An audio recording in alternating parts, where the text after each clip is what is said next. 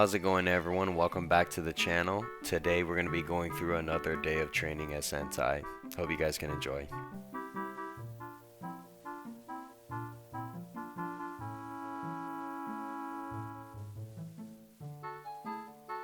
This day we did mostly calisthenics.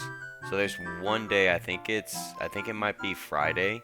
That's the day that we just focus on doing calisthenics and it feels more like a PE class than it does a Muay Thai class.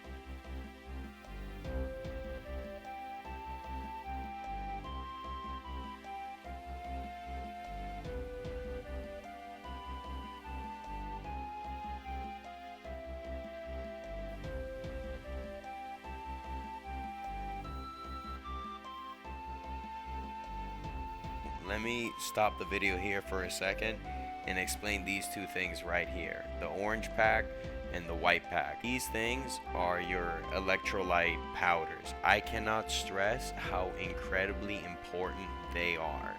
The orange one has slightly a little bit more sugar than the white one, but the white one is just more expensive, which isn't a whole lot.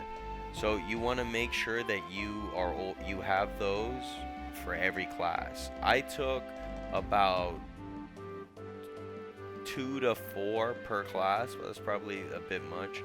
I would just say at least 2 per class. And you could open it up and pour it into your water, and you just shake it. But for me, I would just pour it straight into my mouth, and then I would just swish it with water.